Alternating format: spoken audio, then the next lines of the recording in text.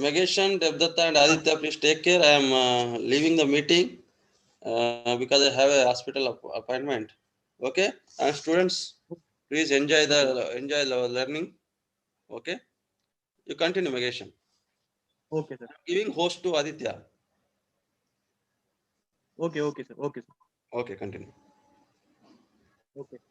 There are mainly three types of problem soils: physical problem, chemical problem, and biological problem. Physical problem soils are oriented with the soil structure and texture. And if you see chemical problems, it is mainly due to the presence of some salts in the soil.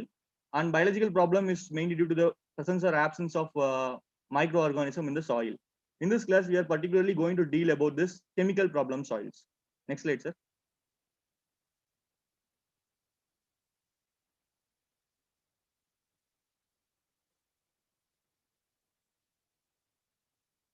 Yes.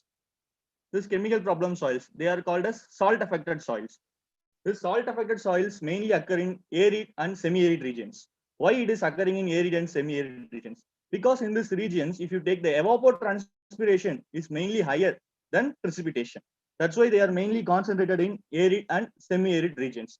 Because of that more evapotranspiration, the salts tend to accumulate. This accumulated ion tend to cause salinity or alkalinity. So the salt affected soils are primarily classified into saline soil and alkaline soil.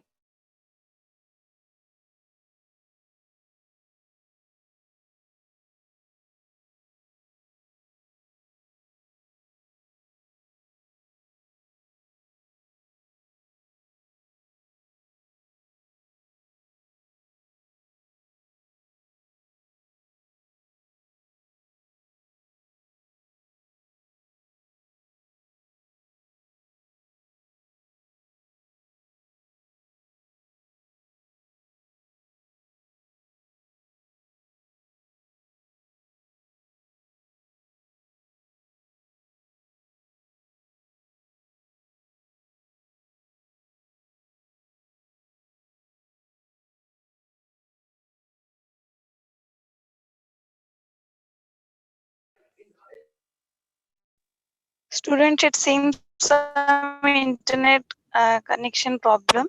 Please stay on the line for a moment. Okay, students, please be on the lines. In the meantime, when the sir comes, I will explain about regarding this slide.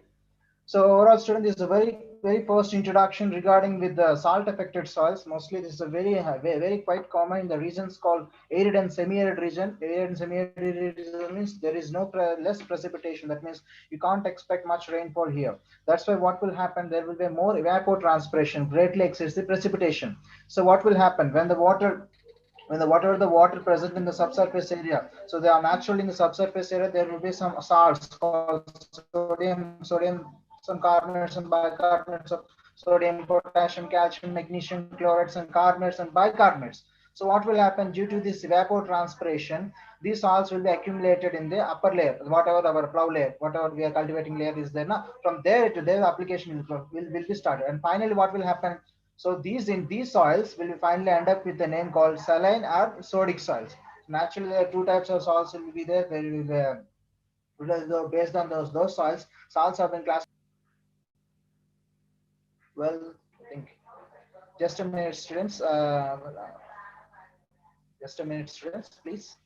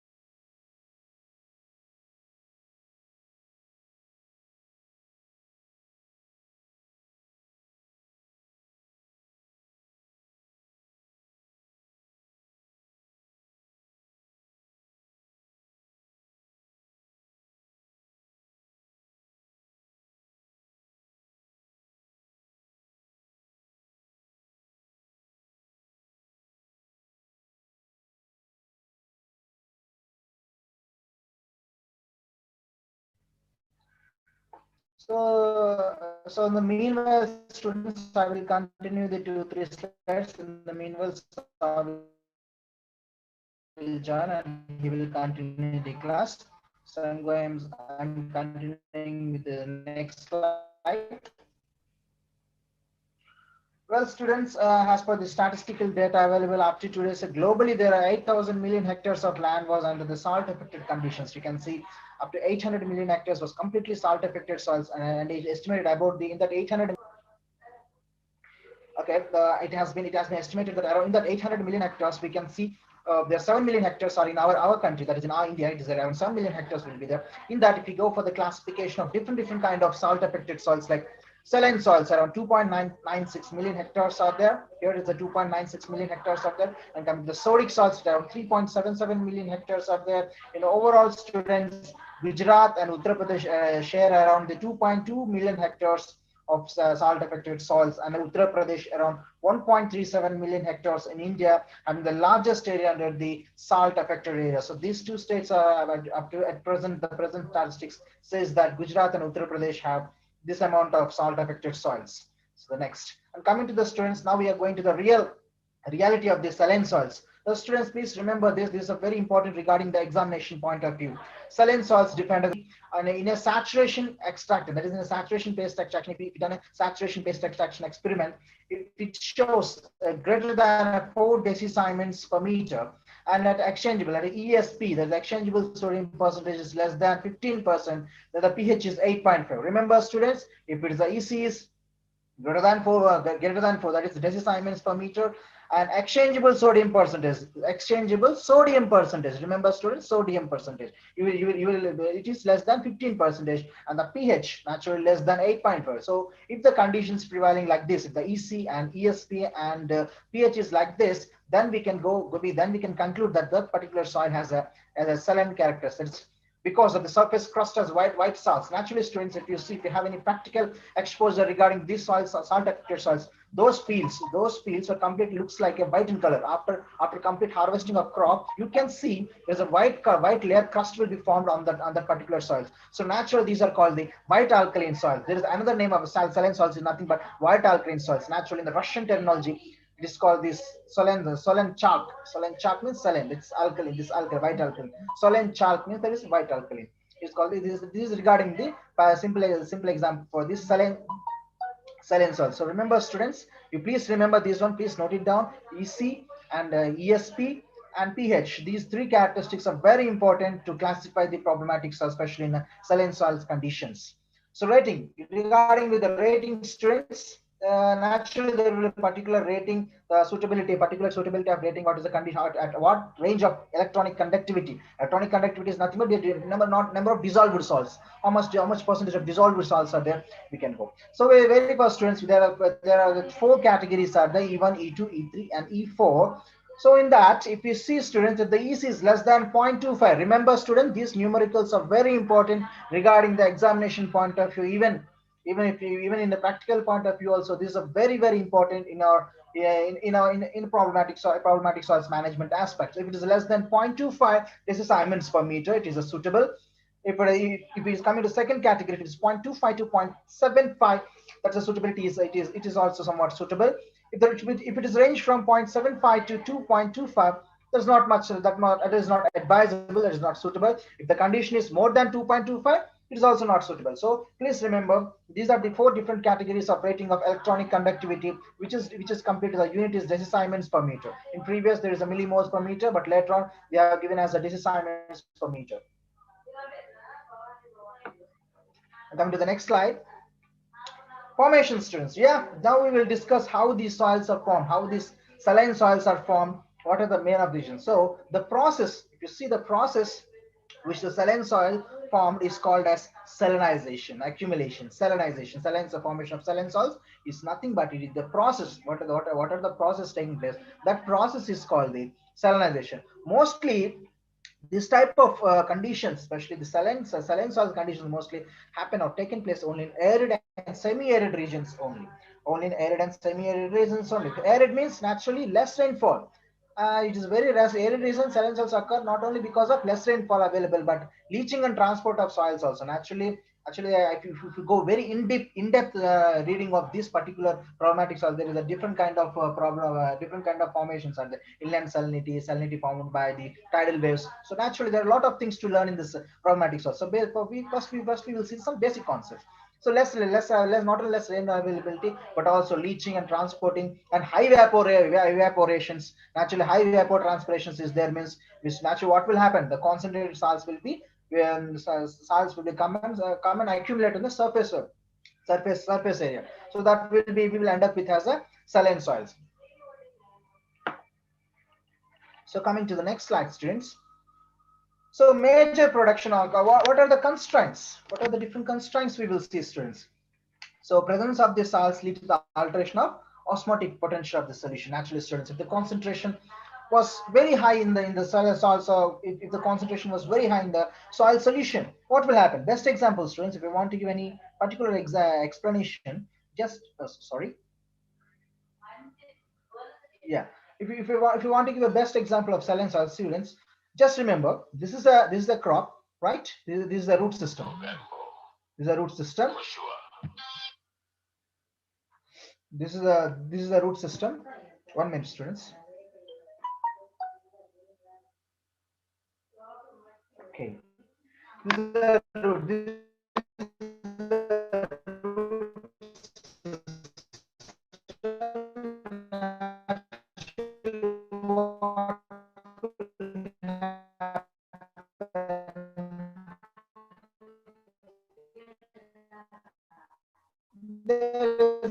there is if the concentration, this is the soil condition, these are the root hairs, students. If the concentration was very high, sorry, naturally what will happen? The osmotic concentration of salts will be very less. What will happen? There will be variations. Whatever the nutrients are there in the plant, it will be joined in an opposite direction. So what will happen? We can see crop will be in a wilting stage. Though there is a full of water,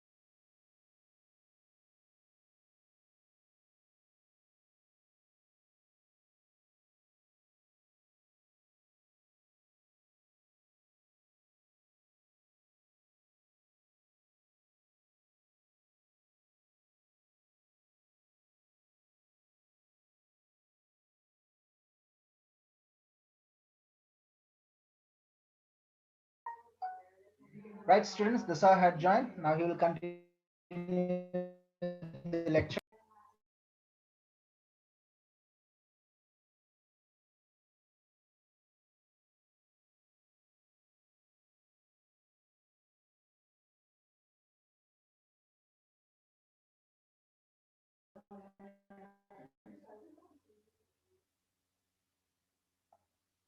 Right.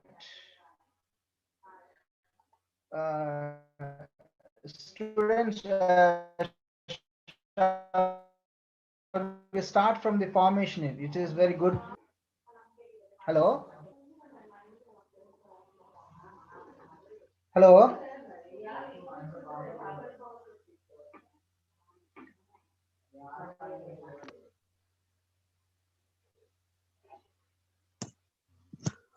Hello. Hello. Yes.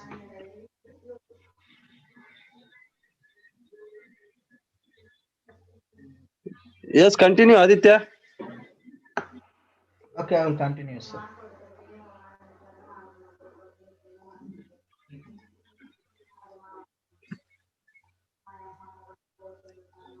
Students, if any doubts and queries, you will ask at the end. So, okay. Students, the major production constraints we can see osmotic potential. In the osmotic potential imbalance, there will be some imbalance between the osmotic potential between the plant and soil solutions. What will happen?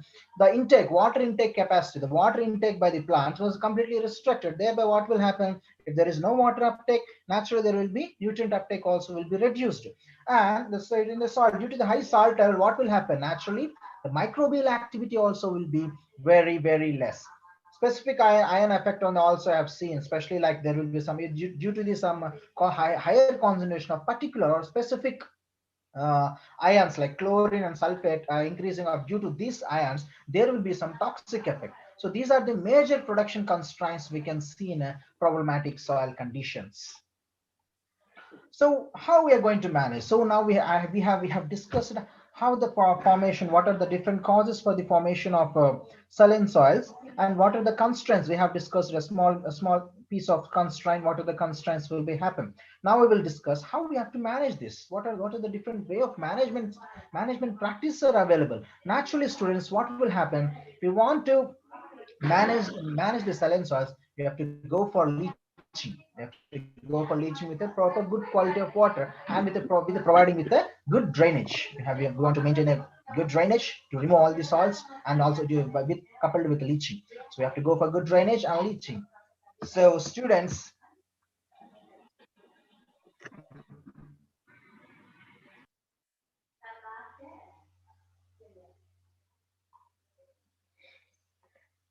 so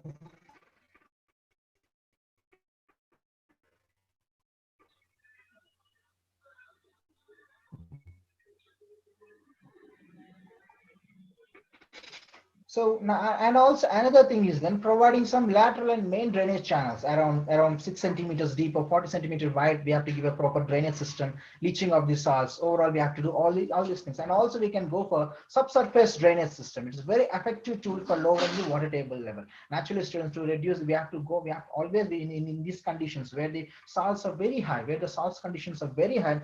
We have to reduce the water level to lower the water level. So what we can do, we can go for subsurface drainage system. So if we go with this particular management of subsurface drainage, we can avoid the secondary salination and salinity effects. So we will see in the next slide what we be continuing of all those things. And another proper of management does, we can go for combination of good quality of water with the saline water. If the irrigation conditions was, then for example, the availability of water is very less. So what we have to do, we have to mix the good quality of water with the saline water, and that we can go for our production purpose. And also students, another major and very common practice is we have to go for organic manuring like FIM, compost, etc. helps in reducing the ill effects. Naturally, students, these organic materials, what will happen, they are generally, we can say this Sarvaroga Nivarni, what we usually say, organic matter will almost it will solve the most of the problems in our particular soils. It will reduce the salinity problem. It will improve the uptake of nutrients also. And also we can go for green manuring also. We can go for Sunham, Dainchan, Kolingi, all this, the green leaf manuring we can go for. If you use green leaf manuring in our crop, and if you plow all this green leaf manure in the particular soil, what will happen? We can get rid of this from this salinity problem. These are the important major practices to avoid the salinity problem in a crop. Well, so another thing is cultural management or soil cultural management. What we have to do? We can go for raised bed cultivation, raised bed, rigid bed cultivation. So if you go with such raised bed cultivations, what will happen? The accumulation of salts, the particular accumulation of salts in the root zone or in the germination zone, we can easily avoid it due to by going with the raised bed and rigid bed cultivation. Also, we can achieve by sloping bed. We can go for sloping bed with the seed plantations and all those things. But by naturally in the raised bed cultivations, what will happen means the accumulation of salts will be avoided. The accumulation of salts will be away from the germination area. So naturally, what will happen? We can manage some extent of germination of a crop. So in the next slide, we can see this is what I was explaining. If we go with this model of raised bed cultivations, what will happen? Naturally, this is the area of seed germination. So if the salts per effect, if the salts per are here, and if you go with double row system, double row system of planting means what will happen? The salts will be accumulated here. Generally, we will plant here. So naturally, what will happen? The seed will be germinated. So this is one of the escaping methodology to overcome the germination problem in soil salinity problem. This is another sloping bed method, which I have to say. Naturally, the salts will be accumulated in this region. Naturally, our crop will be here. So these are the different methodologies of rigid bed or raised bed or double bed row system or sloping bed system. So this is one of the best management practices to improve the germination percentage of our crop. This is a very interesting and very fantastic management practices. Naturally, students, or we can go for another system is called saline tolerant crops. So naturally, if we have to go for another agronomical practice, generally I can give this name as some agronomical practices like. So what are the different tolerant crops are there? First, very first we will see what the different tolerant crops are there. Remember, students, you may get some questions regarding in this point of view. Very first, student, tolerant crops. Very first, if they're tolerant means we can go for barley, very good tolerant for salinity problems, and cotton, sugar beet, and sorghum. These are the four major crops which go for a tolerant method. And also moderate tolerance, and moderately we can go for around wheat and soybean to some extent this go. And if we go with very sensitive situations, sensitive crops means you can see pulses are very sensitive, some extent paddy or rice, groundnut and maize. These are the very sensitive for the saline crops. So these are the information regarding with the saline tolerant crops. But date palm, students, is a wonderful crop. You can see it's a tolerant fruit crop for the saline, it is highly tolerant to the salinity problem. So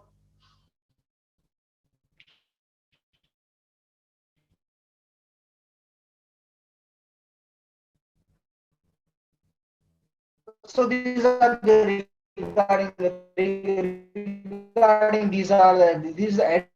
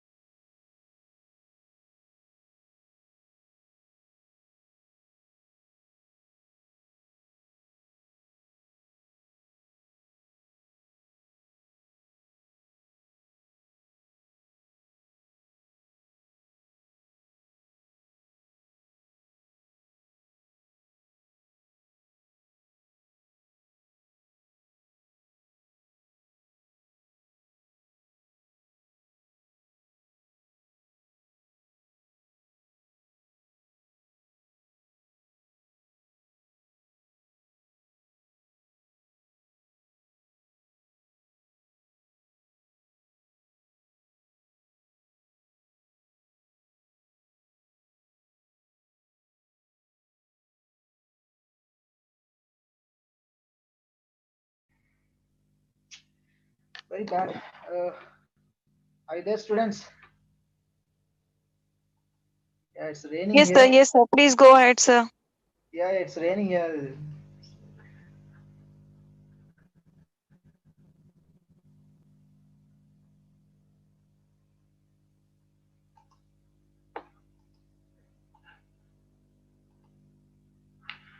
Anyhow, these are regarding the saline tolerant crops, students. So that's all. That's about the back of the saline soils. Now, from this slide, we are going to talk about the sodic soils. So before going to this sodic soil, students, please, if you have any questions regarding with the saline soils, you can ask me now, or then we can continue with the sodic soils. And once again, climatic condition was not good. That's why I'm unable to connect properly. Anyhow, students, if you have any questions regarding saline soils, please ask, or directly we can continue with the sodic soils.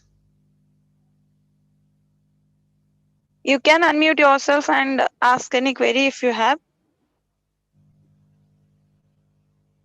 Regarding saline soils, students.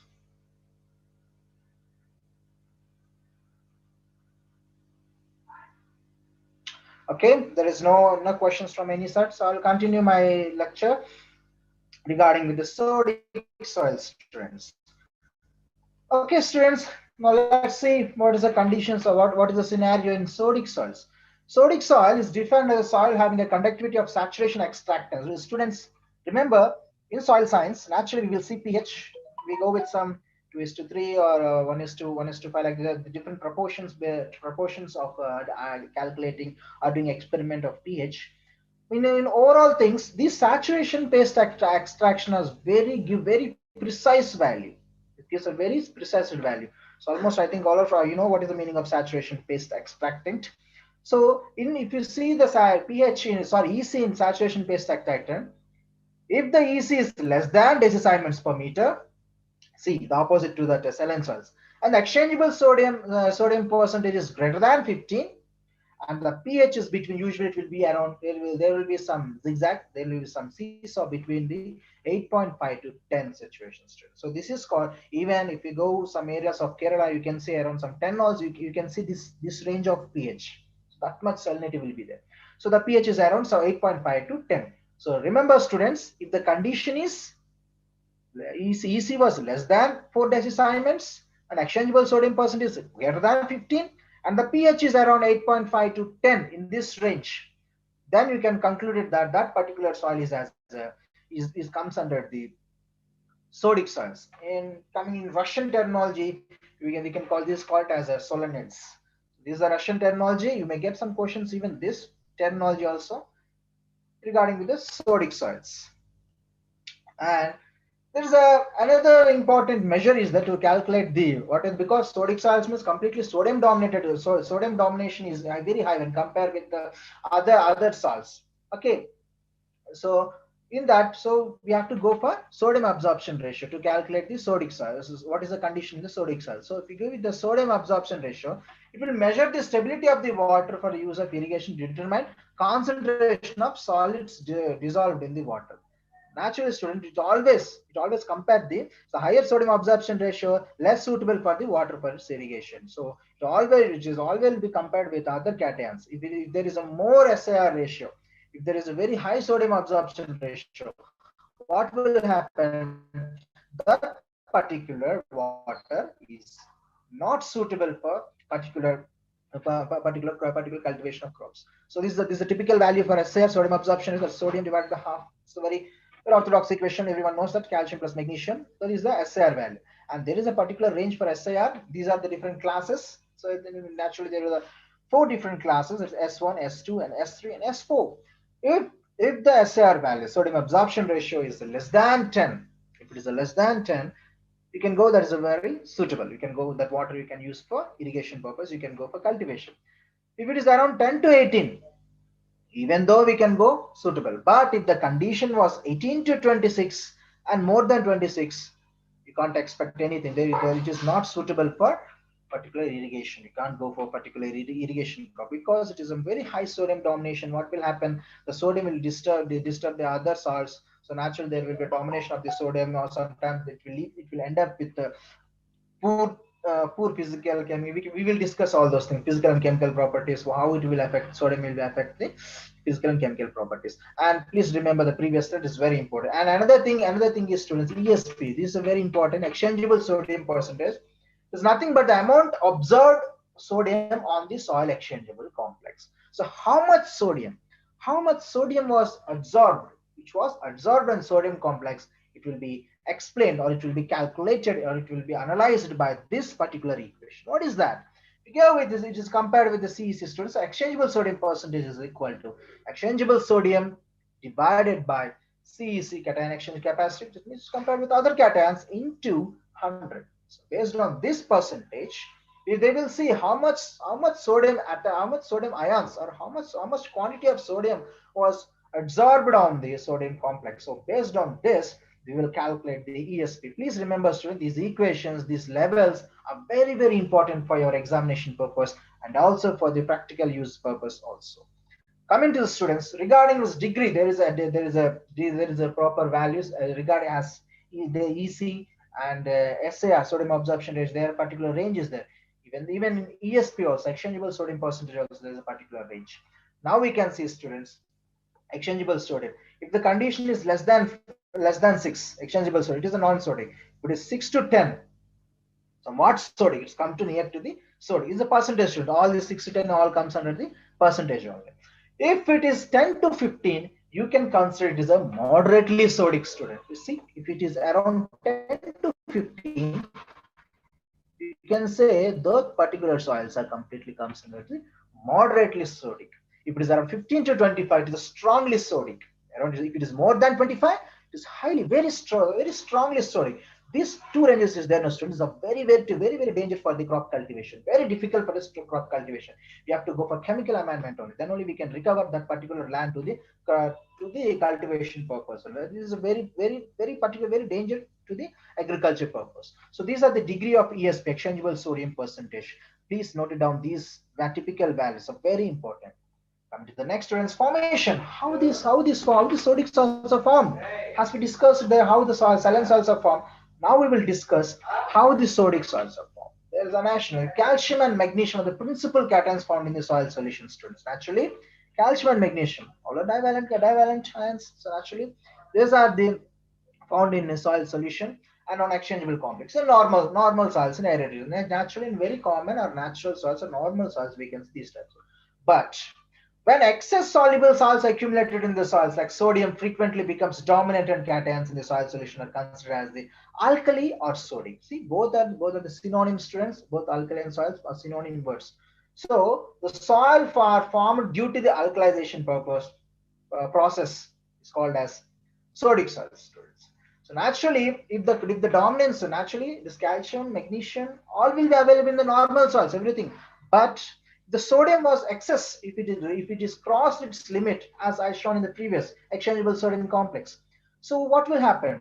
That particular soil will end up with as alkali or sodic soils. So the formation of sodic soils is called as alkalization. Please remember this terminology, students. This terminology is very important regarding with your examination purpose. So students, next we can see impact of, what will be the impact of sodic soils? Naturally, students, soil dispersion will be taking place. What is dispersion, sir? I will explain what is dispersion. And we can see the force of binding particles together will be disturbed. The binding nature, the binding holding capacity of particular clay particles will be completely disturbed. Large sodium ions come in between them. So what will happen is dispersion factor. So naturally, students, due to the sodium impact, this is called dispersion agent. Sodium is called as deflocculating agent. Naturally, we say that sodium is a deflocculating agent. It will disturb. Large sodium ions come in between. What will happen due to the sodium domination in between two clay particles? You can see there will be a large amount of sodium ions will be there. What will happen? Naturally, the particles will be dispersed. The clay particles will be dispersed and separated and causes swelling, and soil dispersion will be taking place. So naturally, what will happen? It will lose the holding capacity of the soil. Will completely be loosed. So naturally, if you put your legs, or if you try to walk in this particular kind of soils, what will happen? Your legs will go very deeper and deeper due to the dispersion effect. This is a very practical idea which naturally farmers will encounter all these things. So we will see in detail about the dispersion. This is what, students, I want to explain. This is the dispersion. Due to the sodium particle, what will happen? There will be dispersion, deflocculation will be taken place. Because all the aggregates will completely disturb. All the natural physical quality will completely be disturbed. The particles will move away very far away. This is not good for our crop cultivation. If you come into the flocculation, naturally this is a, we can see this in a saline soils, we can see this condition. Naturally, due to the presence of calcium also we can see this, even in common natural, without any problem also we can see this type of flocculating particles. Naturally, in exam we will ask students, the deflocculating or dispersing agent is sodium, and flocculating agent is called as calcium. So these are very important two ions will play major important in our problematic conditions. You can see the next, students. Flocculation. What will be when water movement also will be disturbed? What will happen? It's important because flocculation, the joining, aggregation is very important. So it's an important because water moves mostly to the large pores between the aggregation. Also plant roots and mainly also plant roots uptake of water also will be taking place due to this this proper flocculation also. If there is a good flocculation, we can say there is a proper uptake of water will be there. If the particles are disturbed, what will happen? The water will completely be drained off. So it is very difficult for the plants to uptake the nutrients. So this is what, students. So naturally factor decline, what will happen? There should be a proper balance. Okay, aggregate stability, that is called dispersion part. It depends upon the balance between the sodium absorption. There should be a proper balance between the calcium and magnesium as well as the sodium dispersion.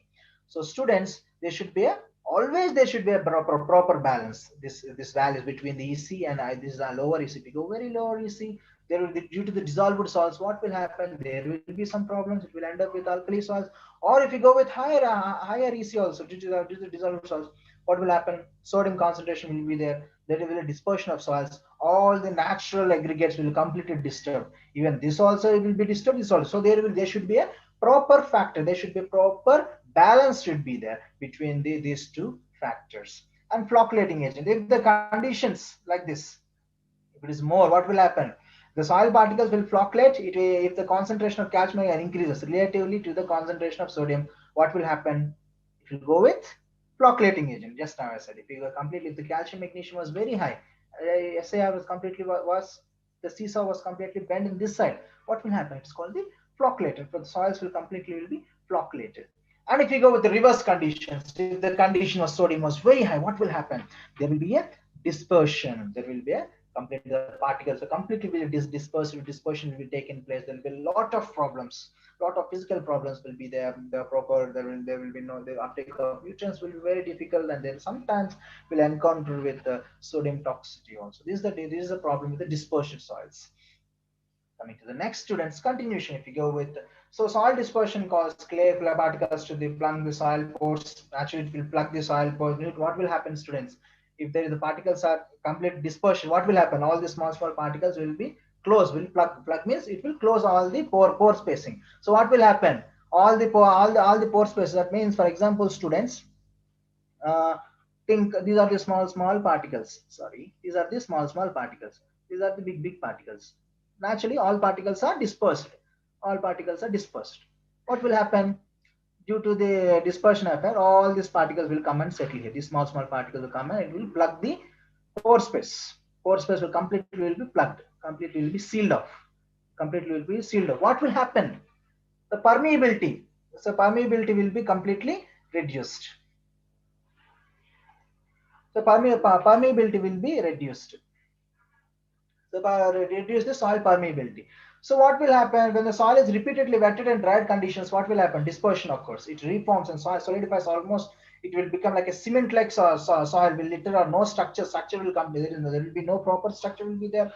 Actually, what will happen? The three main problems caused by the sodium inductions. What are those? Reduce the infiltration rate will become due to the sodium. What will happen due to the heavy sodium effect or due to the dispersion effect? What will happen? We can see reduce the infiltration is reduced. Hydraulic conductivity will be reduced, and there is a formation of surface crusting. This is a major problem. So this is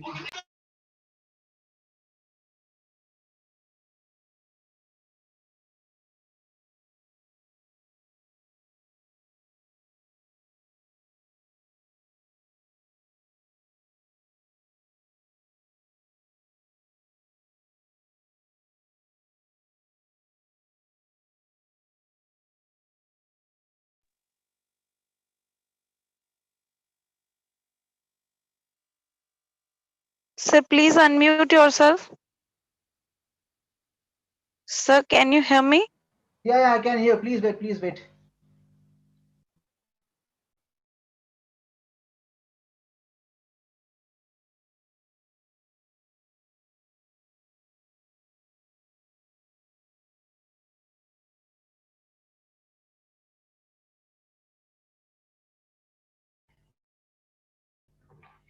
Anyhow, students, so there is a formation of surface crusting. So if we go with increased amount of calcium and magnesium, we can reduce the sodium induced dispersion. That's why we will go for a chemical amendment, that application of gypsum, all those things. We will see all those things. The application of gypsum will be we will go in the sodic soil situations. Whereas in saline soil, students, what we will do? Anyone can answer? Can anyone answer, please? We'll go for gypsum application in sodic soil. In saline soils, what is a major amendment? Bleaching. Yeah, proper. Yeah, bleaching with a good quality of irrigation water. There's a major difference between students. Please don't sometimes we may interchange all these two. Okay. Anyway, we'll continue with the next slide. So this is a practical condition, student. So impact of dispersed clay. What will happen? Just now I said, now this is the situation, student. There will be surface will be this will be very hard. Fine particles completely will be it will be here, student. If you see in a field condition, student, it will be like very strong, student. The small particles, very hard crust, students. It will be like a cement. It will give some cementy feeling. If you go and see. So if the seeds are planted here, what will happen? This crust won't allow the female to be emergent. So there will be some physical hindrance for the germination. This is a major problem, students. Physical crusting. If anybody have chance to visit any salt affected area, please go. You can see a very beautiful some physical problems in particular field conditions. If the condition was like this, it is very difficult, students. We have to go for one particular management practices. That we have to remove all this completely. We have to remove this crust if the condition. Pardon? Okay. Anyway, if the condition was this much severe, means we have to physically remove this crust. It is naturally we can see this condition in very severe condition, very severe problem. Severe conditions only we can see this type of situation. So next, students, what are the ameliorations? What are the different management ameliorations? I mean, what is the remedy for this sodic soils? We can go for gypsum application, very major, very quite. And elemental sulfur, yeah, we can go some extent of elemental sulfurs. We can go for pyrite application also. Actually, we can use sulfuric acid. Actually, sulfuric acid, not but a direct sulfuric acid.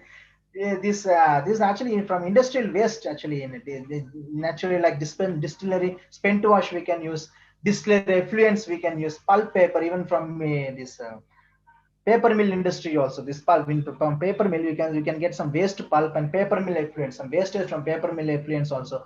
We can go and use this practices, students. But overall, students, this is very famous. Gypsum was very famous. If the availability is high, if there is any sugarcane factory or any paper factory is there, means we can go like this. We can go for up to paint wash, even distillery effluents. We can even in Tamil Nadu. This is very quite famous where the paper mill was there, especially in Kagitapuram, Karur district. This is very famous practice. They will go for this paper mill effluent because there is a paper factories there. So like this, availability of material, just gypsum is very quite famous. So these are the different management practices, students. So we can see next. So principle behind the gypsum. What are the gypsum principles, students? Anybody have any idea? So anyhow, I'm going to explain in this slide. When the gypsum is solution equilibrated with the sodic soil, what will happen? The exchange process will be taken place. There will be whatever the sodium was there on the exchangeable complex of the soil. So that particular sodium ions will be replaced by our gypsum. So now gypsum CaSO4. So it will give how it goes like this. This is what I'm going to express. Actually, what will happen if you apply any gypsum, calcium sulfate? So what will happen? This sodium will be replaced by our calcium, our friendly ion. In case of a sodic salt, so naturally what will happen? Sodium sulfate will be lost, will be gone away, and it will be replaced by soil. Naturally, we can regain we can regain our normal physical conditions by the application of calcium sulfate or gypsum. We can go for gypsum. We can go for gypsum. This is the major equation behind in this particular equation. So anyhow, students, So this is the what this is what I need to explain. So continue. If you go with several other materials, not only gypsum, students, why we are going to gypsum? Gypsum is very cheap. Regarding the farmer point of view, gypsum cost was not that much. That's why most of the scientists were advised to go for gypsum application. So many other materials also, like calcium salts. There are many acids are there. Acid forming materials also we can go. We use it for remedying for the acid. So acid forming materials means, any idea, students? To reclaiming the sodic salts? No, you should use your common sense. Acid forming materials means acid forming fertilizers, like ammonia fertilizers. You can go for using it. The choose and doses of when will depend upon the nature and quality of the carbonates present in this. So this completely, you have to go for particular analysis. We have to go for gypsum requirement analysis. Then only we can go for this particular management practices. So iron pyrites have been provided with quite efficiency. So naturally, iron pyrites are very good. You can go for pyrites. So iron pyrites are very good for and also economical amendment for the sodic salts. If the availability was very high, in iron pyrites was very high in the particular area, we can go, and it solves the problem sodic salts in a very efficient and economical. Economical only when availability is very high, it is automatically is economically very high. So iron pyrites naturally is very highly useful for sodic salt management. And another one, the principle behind the pyrite. What will happen? Principle behind here, in the presence of air, these pyrites produces sulfuric acid. Actually, students, here it is a boon for us. This pyrite is boon in the sodic salts, but if the same pyrite was present in the normals, what will happen? It leads to another problem, acid sulfate salts. There is another problem is that leads to that problem is the pyrite. But here in this condition, it was completely different, which reacts with the calcium, the sulfate. What will happen? This pyrite, when come in contact with air and water, what will happen? It produces the sulfuric acid, and this sulfuric acid, this is what I'm explaining. It produces sulfuric acid, and this sulfuric acid will react with calcium carbonate, CaCO3, the sulfuric acid, and it comes to the calcium sulfur and H2O. So pyrite have a significant yield increase in different crops, including the soil physical properties. So naturally, this iron sulfur, this pyrite, FeSO2, this pyrite, when it comes with oxygen and water, come to the iron sulfate, and it will release the sulfuric acid. This sulfuric acid will react with calcium carbonate, and this completely will produce calcium sulfate and water and carbon dioxide. So these two will be gone, and will be used forever. This will be fixed in our soils, so it will improve the physical properties. So there is a many research publications, and there is a lot of review has done. These pyrites have improved the yield of different crops by application this pyrite. So next, so these are the reactions which have to be explained. So next, so reclamation is continuing. What will happen? Another continue if you go with natural way. So pyrites and all those things all are somewhat costly. Sometimes most of the areas may not be available. Naturally, directly we can go for organic manure application, green manures, crop residues. We go with the crop residue. Even if you go, students, if you go some European nations like Finland and some other nations, in those countries, farmers will get some money for leaving their crop residues in the crop. By leaving those for leaving those stubbles, for leaving those crop residues, they will get some money. That's the importance of the crop residues in the sodic soils. So we're going for a bulky organic manures, green manure, by leaving the crop residues and other biological material. But biological material means any organic material which produces weak organic acids, very, very weak organic, which produces very acetic acid, like acetic acid, also some weak organic acid produce, help to create the temporal and acid environmental. And naturally, if it is acid environmental means naturally soil will be recovered from the sodic level. So leaching with a good quality of water, that is low CI. So this is one of the practices, students. We can go with some extent. We can go even saline waters with low SIR have been successful reclaiming sodic salts. Even some extent, student, not is complete just like no saline soil. Some extent we can go for this type of leaching practice. Also we can go to reduce the sodium effect from the soil. This is somewhat addition on. Okay, next. So students, now let's see what are the tolerant and what are the tolerant crops are there, grasses crops are there. We can see what are the different crops are tolerant to the tolerant and semi-tolerant and sensitive crops are there for the sodic soils. So naturally, student, the grass crop, especially kernel grass, is very tolerant for the sodic salts, and Bermuda grass very tolerant for the sodic salts, and rice paddy also somewhat it can adjust, and sugar beet also can adjust with the sodium effect. And if you're semi-tolerant, some semi-tolerant crops are wheat, barley, oats, and gypsum. This is a particular crop. And sensitive crops are naturally cowpea, maize, groundnut, and coconut, cotton. So these are the crops are very sensitive to the sodium tolerant of some crops. And what's the next? Saline sodic soil, students. This is somewhat different scenario. This is somewhat different kind of soils are there. Saline alkali or sodic soils, both are synonyms, students. Alkali, sodic, or both are synonyms. Is defined as sodium have a conductivity of saturation extractant. Please remember this point, student. Greater than 4 decisiemens, the saturation EC, the saturation paste extractant EC is greater than 4 decisiemens per meter. And exchangeable sodium percentage is greater than 15, and the pH is variable between is above 8.5, depending upon the relative amount of exchangeable sodium and soluble salt. So here the condition is everything is very high. EC will be more than 4, ESP will be more than 15, the pH will be around more than 8.5. This is a condition in saline and alkali soils. I think in overall you can say is a combination of above both. Well, students, how these soils are formed? This is a combination, as I mentioned, this is a combination of salinization and alkalization. So naturally, if the excess soluble salts of these soils are leached downward, and properties of soils may change in mark and become similar to the sodic salts. If we go with if you remove all the excess salts, what will happen? We can bring closer to the sodic salts of the condition. If all the excess salts are leached out, if all are completely leached out, what will happen? These soils slowly will be turned into the sodic salts, sodium dominated salts, which turn into sodium dominated salts. So overall, so this is the scenario, students. Please note down, if anybody have taken notes, please note down this box. This particular set is very, very important regarding your examination point. I will repeat once again. If the condition is saline condition, your pH will be around 8.5, and the electronic conductivity of decisiemens, which is represented in decisiemens. For pH, there is no unit. In for EC, it is decisiemens per meter. It is 4. And SA, sodium absorption ratio, it is less than 13. Yes, students, less than 13. And ESP, exchangeable sodium percentage, is less than 15. Sodium was not much dominated in saline soils. And if you come with the sodium condition, sodic soil conditions, your pH is more than 8.5, and EC, electronic conductivity, is less than 4, and SAR, sodium absorption ratio, is more than 13, sodium dominated. So exchangeable sodium percentage is more than 15 because here the sodium plays a major role. That's why you can see the pH, SAR, and ESP is more sodic soils, and the combination of both saline and sodic soils. So what is the condition? Everything is very high.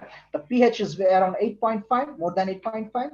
And the EC is more than 4, and sodium absorption ratio is more than 13, and exchangeable sodium percentage is more than 15. So this is the condition of our particular salt affected soils or salt affected problematic soils.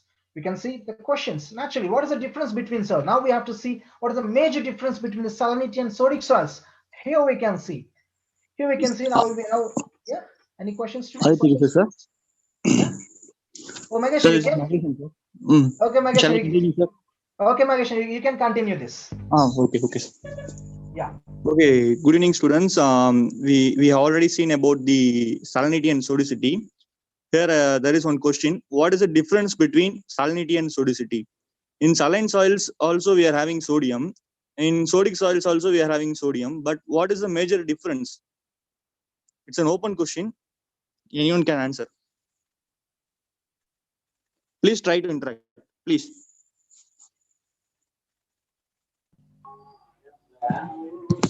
Sir, in saline soils, calcium, magnesium, all soluble salts are present.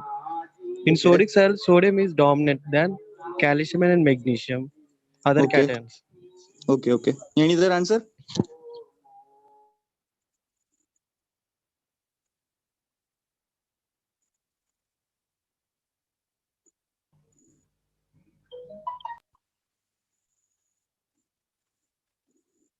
Okay. If you take saline soil, sodium is present. In sodic soils also sodium is present. But the proportion of sodium in exchange complex, mark this word, the proportion of sodium in exchange complex is higher in case of your sodic soil. But the proportion of sodium in exchange complex is lower in case of your saline soil. This is mainly because the calcium and magnesium are the dominant ion in saline soil. So in exchange complex, it is mainly dominated by calcium and magnesium. But in case of a sodic soil, if you take the calcium and magnesium are in appreciable quantities only, sodium will be the dominant ion. So once sodium dominates in your exchange complex, it will get exchanged and all the physical properties of your soil will get adversely affected. But if you take your saline soil, as calcium and magnesium are present in the exchange complex, we all know that calcium is a flocculating agent. So it promotes flocculation. It brings the particles together. Once it has been dominated by sodium, it breaks the particles together. Once the particles are being together, it will create more space. So it will be easy for the water to pass through or air movement. So it will be easy once we are having calcium or magnesium in the exchange complex rather than sodium. So the proportion of sodium, proportion of calcium and magnesium is more in case of your saline soil. And if we take saline soil, we have neutral soluble salts. Mark this words, neutral soluble salts of sulfate and chloride will be more. But if you take sodic soils, we'll have carbonate and bicarbonate of sodium will be more. So once we have carbonate in our soil, the pH will be definitely more than 8.5. Carbonate will be present in pH of the soil having more than 8.5. So as far as saline soil is concerned, it is chloride and sulfate. It will tend to have neutral pH. If we take saline soil, we have only two problems. One is your salt incrustation in your surface, and second one is your reverse osmosis or plasmolysis. Apart from that, it is having good physical properties. If you can see the structure of the soils, the saline soil structure is very good. It can come up well, but only problem is we will have some toxic effect of chloride and sulfate. Apart from that, saline soil is good. If we are having good quality water and if we leach the salts properly, saline soil, any crop can come up well in saline soil. But when we take sodic soil, the exchange complex is dominated by sodium. All the physical properties like your hydraulic conductivity, infiltration rate, everything will be affected. We will have some surface crusting. So we will have some cement-like surface. So it will be very difficult. If you plant a seed, a seedling, emergence of a seedling itself is very difficult, and also root cannot penetrate through because it is a hard surface. The plant has to spend more energy to break it. So that itself starts the problem. So we need to replace the sodium in the exchange complex. That's why we are going for application of gypsum. Gypsum is calcium sulfate. Once we are applying calcium sulfate, it will replace the sodium in the exchange complex. Then sodium will become sodium sulfate and it will be easily leachable. So this is the main principle, and this is the main difference between salinity and sodicity. In saline soil also sodium is present. Sodium will be present as such. But in case of sodic soil, sodium will be dominant in the exchange complex. So everything will be getting affected. So next slide, sir.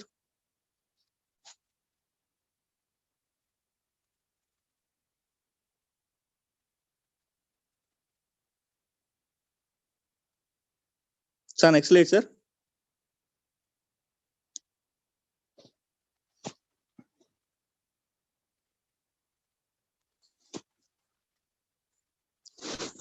Yes, you can see in this the saline soil and sodic soil, and the chemical properties mainly. You can see it is dominated mostly by neutral salts, whereas in case of your sodic soil, it is appreciable quantities only, and pH is less than 8.2, whereas in case of your sodic soil, it is more than 8.2, and it is having an EC of more than 4 in case of saline soil, and sodic soil, it is less than 4. And coming to some other properties like this is the saline soil is not having well-defined relationship between pH and ESP, whereas your sodic soil is having well-defined relationship. And although sodium is generally the dominant soluble cation, the soil solution also contains appreciable quantity of some divalent cations like your calcium and magnesium. But in case of a sodic soil, sodium is the most dominant cation, and soils may contain significant quantities of sparingly soluble calcium. Again, this point is very interesting. We all know gypsum is an ameliorant of sodic soil, but gypsum is already present in saline soil. As I already told, in saline soil, sulfate and chloride of calcium, magnesium, and sodium will be dominant. So gypsum, an ameliorant for sodic soil, is present in higher quantities in your saline soil. So this is the main difference between saline and sodic soil. Gypsum is present in saline soil, whereas sodic soil, gypsum is not present. We are applying gypsum to reclaim your sodic soil. Next slide.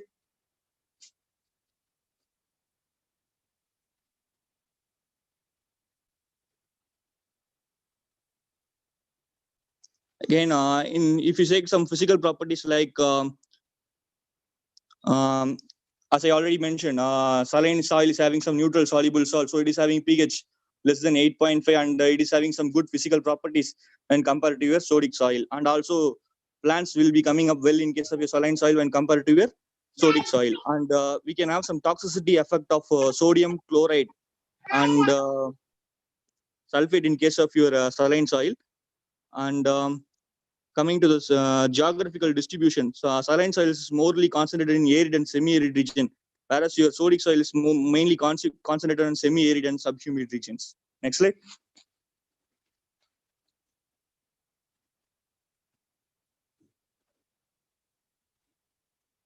And then calcareous soil. This calcareous soil is mainly due to the presence of calcium carbonate, that is CaCO3. And this calcium carbonate is normally least soluble in nature. Whatever the carbonate salts, it is mainly least soluble. So if you are applying organic matter to the soil, we can increase its solubility, because organic matter on release H+ ions to the soil solution. This H+ ion again combining with the calcium carbonate to form calcium bicarbonate. This calcium bicarbonate is somewhat soluble when compared to your calcium carbonate. So how we can see presence of calcium carbonate in soil means we need to have a squeeze bottle filled with the 0.1 hydrochloric acid. If you are in the squeeze bottle, if you are treating the soil, it will give some effervescence. Effervescence is nothing but it's like some smoke.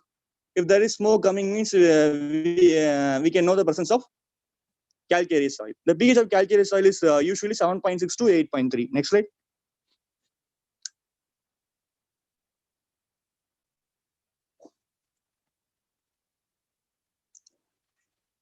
The soils are formed largely by weathering of calcareous rock.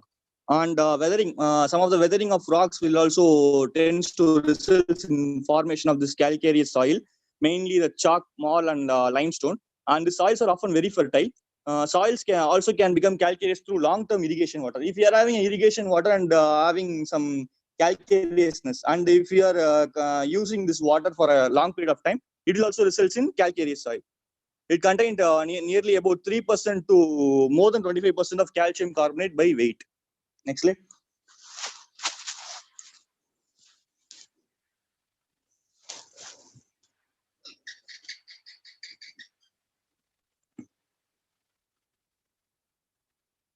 So the presence of calcium carbonate directly or indirectly affects the chemistry and availability of your nutrients like nitrogen, phosphorus, magnesium, potassium, zinc, iron, and copper. So how we can manage this calcareous soils means we need to reduce the pH so that we can go for application of some acid forming fertilizers. So this acid forming fertilizer will tend to reduce the pH of the soil. Thereby we can reduce the calcareousness in the soil. So that's all about today's class. If you have any doubt, you can ask now.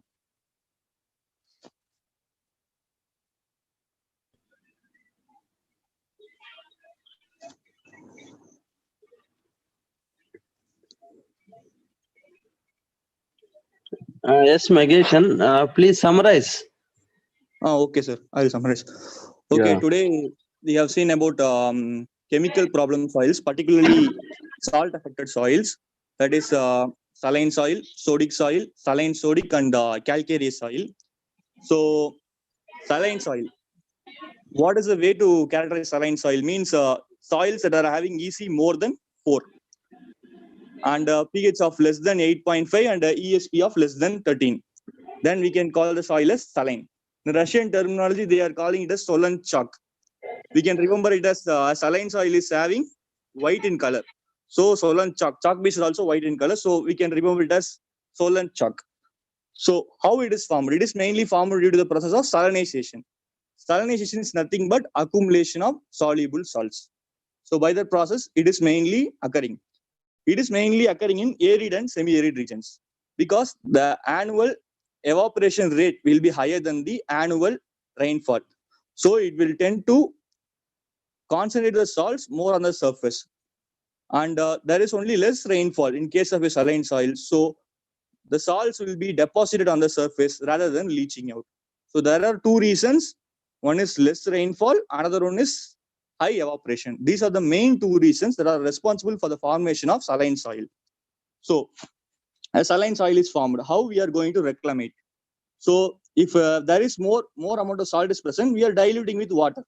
That is the same strategy again we are going to follow here. We are going to leaching with good quality water. And not only leaching, we also should drain it. This is mainly because the leaching is not a problem, but the drainage of the soluble salts is a big problem. Because if we drain the salts in some place from our field, we should not drain it to the neighbor's field. So we should have some proper outlets to drain the salts away. So and the leaching water that we are using should have some less salt concentration. Otherwise, it will again create some salinity problems. Or otherwise, we can go for some saline tolerant crops. And we can also go for some agronomy practices like following double row flatbed technique. Why we need to follow double row flatbed technique? As I already mentioned, there is chance for evapotranspiration is more in case of arid and semi-arid regions. It will cause capillary rise of salts. Not only the water, the salts will begin to rise. On capillary rise of salt, the salts will tend to concentrate more on the center of the surfaces. So we need to plant the seeds either in the sloping beds or in the side of the ridge. We should not plant in the center of the ridge. We need to plant in the side of the ridge so that we can avoid salt accumulation, because more salts tend to accumulate in the center of the ridge. So we can go for planting in the sides, or otherwise we can go for sloping bed technique. So these are some of the agronomic practices we can carry out in saline soil. And then coming to the sodic soil. When I say sodic, it is mainly due to the sodium, and the pH of the soil is more than 8.5, and the exchangeable sodium percentage is more than 15, and EC is less than 4. Because in sodic soil there are less soluble salts only. Okay, and coming to how we are going to characterize sodic soil, means it is based on two things. One is sodium adsorption ratio, another one is exchangeable sodium percentage. Sodium adsorption ratio, not AB, not it is AD, sodium adsorption ratio. Sodium absorption is different, sodium adsorption is different. Absorption is just whatever we are taking inside. Just we are eating some ice cream, means it is absorption. Then what is this adsorption? It is like applying some cream to our face. It is adsorption. So sodium adsorption ratio. Formula is sodium divided by root of calcium plus magnesium divided by 2. And this exchangeable sodium percentage is exchangeable sodium divided by CEC into 100. Whenever there is more SAR and ESP, the soil is definitely having some problem with sodium. So the soil is mainly formed due to alkalization process. That is the accumulation of sodium ions in the soil solution. Then how we can reclaim this sodic soils. So one such we need to go for calcium supplying fertilizers. Just we need to replace calcium in the exchange complex for sodium. So we can go for calcium sulfate, or sometimes we can also go for pyrite, that is iron sulfate, FeS2. It is an economically effective amendment when compared to gypsum. Gypsum is more in cost when compared to pyrite. So this pyrite will be indirectly supplying gypsum to reduce the sodicity in the soils. Then coming to saline sodic soils. As per the Russian terminology, sodic soil is called as solonets. Okay. And coming to the saline sodic soils, this soil is having problem of both salinity as well as sodicity. So whenever there is problem of salinity, the EC will be more than 4. And whenever we are having sodium in the soil, the pH will be definitely more than 8.5, and ESP also definitely more than 15. So this soil is having problem of both alkalized. The main formation is mainly due to alkalization as well as salinization. Then how we are going to manage this soil? It is leaching with good quality water along with gypsum. Then last one is your calcareous soil. It is mainly due to the presence of calcium carbonate. And how we can know is by treating with 0.1 and dilute hydrochloric acid. If it gives effervescence, there is presence of calcareousness in the soil. Then how we are going to manage? It is by applying acid forming fertilizers. It will tend to reduce the pH, and also by application of some organic manure. This is what we have discussed in today's class. If you have any doubt, you can ask now.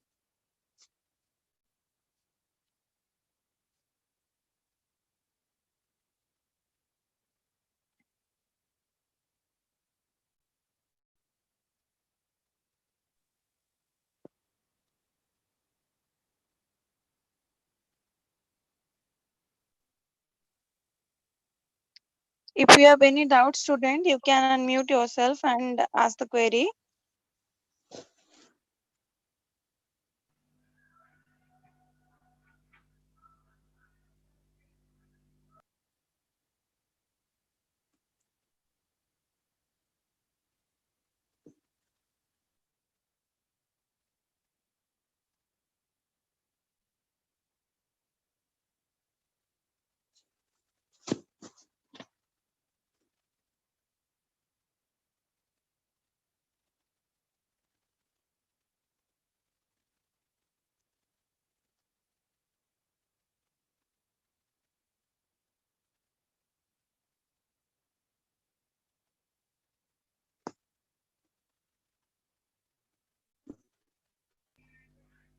Please, students, any questions?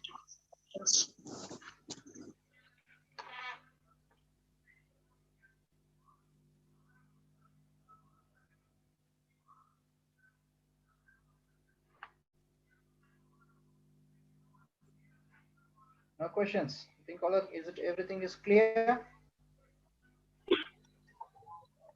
Yes, we sent this PDF to your group to go through that PDF. Okay, and I hope class is there is some disturbance due to actually here in AP and Telangana, some places there is due to this northeast monsoon there is a heavy rainfall and network issue. And your class is very nice and very nice presentation. Thank you, Aditya, Mageshan, and Devdatta, and thank you all the students. I am thankful to all the students, and same time we are thankful to all our Insta partners. Okay, students, we are. I am here. I would want to tell you one thing. You just concentrate on the quality of the subject matter, not the colorfulness of the videos or backgrounds and all those things. Will provide 100% quality teaching, but you may not provide the quality videos, and we may know that you may know that some of the academies non-agriculture graduates, they are in teaching, not teaching, telling stories with the colorful video and studio, and they are collecting the fee starting from 10,000 to 30,000. We are not doing that.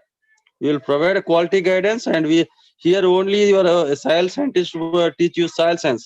Somewhere some non-agriculture graduates also teaching agriculture. One guy coming in, one famous academy is there in near to Delhi or somewhere in North India, and he is coming to teach agronomy, he is coming to teach breeding, and he is coming to teach entomology and all the subjects including food technology.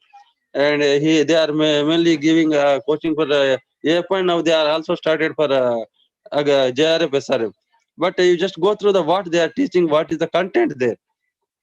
Just start they are so starting with story and ending with story. In between that 1 or 2 slides they are means one guy he is non-graduate. If you take he is a agriculture graduate also, one economic star, one soil scientist cannot teach breeding, or breeder cannot teach agronomy, or agronomy cannot teach entomology as that effective of specialist.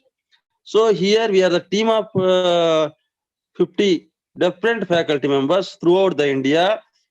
All are qualified JRF, SRF qualified and NET qualified people. Here we are ready to provide you quality guidance. That's our motto, with reasonable price. You just compare our price with any of the institute or coaching academy. There is no one providing annual program with this much mark test, 35 mark tests, 25 grant test, and regular classes. We are going to conduct weekly 4 classes. Just you take up to exam, more than 50 to 60 classes as per complete syllabus of our ICR, including general agriculture and GK. Now the importance of GK from this time also is increased, and same time your current agriculture. Other than that, your this examination pattern is completely changed from this year 2020, because NTA changed the testing level or questioning levels and the methodology of questions also. They are going to test your concept, not your memory. That's why the time for this that numericals, facts, remembering facts and figures is gone. Now you have to learn concept to attempt the questions like statement, assertions, reasoning type questions. Okay, anyhow, thank you one and all. Okay.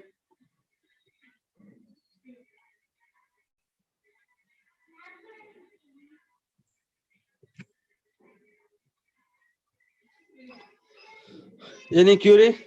Otherwise, please you text in group. Yes, please end. Aditya, please end the class. Conclude the class. Okay. Yes, students, thank you for kind cooperation.